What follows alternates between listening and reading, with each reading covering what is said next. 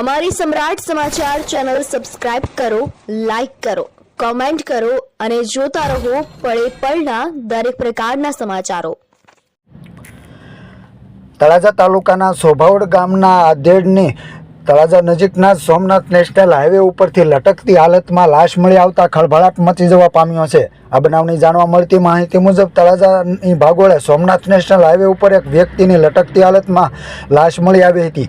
તળાજા પાસેથી પસાર થતા ભાવનગર સોમનાથ નેશનલ હાઈવે ઉપર અને રોયલ ચોકડીથી આગળ અને તેમજ ફોરેસ્ટ ઓફિસની સામે નેશનલ હાઈવે ઉપરથી કોઈ એક વ્યક્તિ લટકતી હાલતમાં હોય અને આ બનાવની જાણ તળાજા પોલીસને થતાં તળાજા પોલીસ તાત્કાલિક ઘટના સ્થળે પહોંચી હતી અને તપાસ કરતા આ લાશ મુકેશભાઈ માધાભાઈ ગેંગડિયા અને ગામ સોભાવડના હોવાનું જાણવા મળ્યું હતું। હાલ તેમની લાશને તળાજા સરકારી હોસ્પિટલ ખાતે ખસેડવામાં આવી રહી છે।